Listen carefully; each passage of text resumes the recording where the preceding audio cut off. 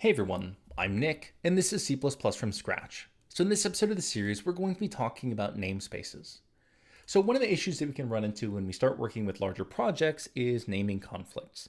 So it can be difficult to make sure that we have unique names for all of our different classes and structs and even our functions, and making sure our functions have, say, unique function signatures. Now, one of the ways we have around this problem is namespaces. So we can wrap things like our structs and functions and classes and even variables inside of a namespace to separate them from identically named symbols inside of other scopes. So to understand this problem, let's go ahead and take a look at a little example here and see how namespaces can help us out. So we'll open up a new file here called namespaces.cpp. And inside of here, we'll start off by including IO streams so we can do some printing. And we'll include a main function as well. So let's go ahead and say we have some function inside of our code base, right? Maybe it's just a function with a void return type called print, and all it really does is print out a string. So it just says, std cout printing from function 1, right, with a new line character.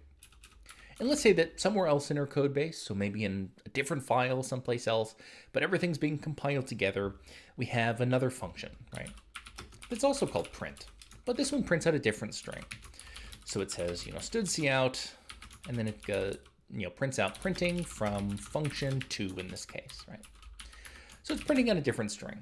Now, our compiler doesn't like this very much, and you can see it's already complaining at me, and it's giving me this redefinition of this function print here. So what exactly is the problem? Well, the problem is that our compiler can't tell these two functions apart, at least from an interface perspective. So even if they have, say, different function bodies here, they have identical function signatures. So if I went down in my function, in my main function here, and I tried to call this print method, which one of these functions is our compiler going to choose?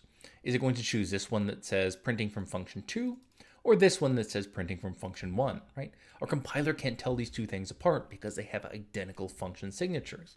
And when our compiler runs into situations like this where things are ambiguous, usually it just throws its hands up and says, I don't know what you mean here, so I'm not going to compile your code. And especially in a case like this, our compiler is going to give us a redefinition error. So let's go ahead and try and compile this with G++, and it says, we have a redefinition of this function print here that we already defined on line 3. So even though they have different, function bodies, they have the exact same function signature, right? This function signature was something that we looked at in a much earlier video on functions. So how exactly can we get around this problem? There are plenty of situations where we want to keep the name that we've, given a function because it's very expressive and it, means a great deal in the context in which we have it. So one of the ways that we have around this problem is by wrapping things in namespaces. So we can basically say, give some more context for where this function, has this certain meaning. So let's go ahead and see how we can do that to avoid this problem. So let's go ahead and wrap this print function inside of some namespace that we define, and we'll just call this namespace A.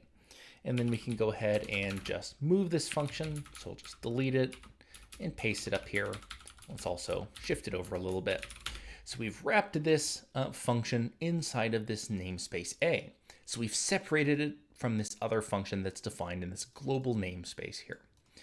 So what exactly is going to go on here when we call print, right? Well, we're just calling print from this global namespace, right? We haven't said we want print from a specific namespace, so it'll just look in the global namespace for this symbol, right? This print right here with this function signature. So if we go ahead and save this, and we go ahead and compile this namespaces.cpp, and we run this, what do we see? Well, we see the print from that second function here, this printing from function 2.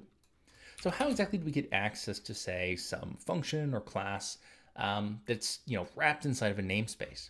Well, we should have a little bit of familiarity with this because our entire standard library is wrapped in this namespace std, right, or standard.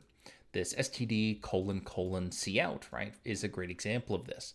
Right, we're using this cout stream object that is defined inside of the namespace standard.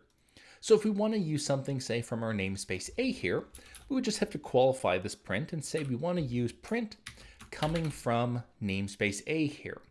So it would be A, and then the scope resolution operator, which is these two colons print. All this is saying is I want to use this print function defined in this namespace A instead of the one defined in this global namespace.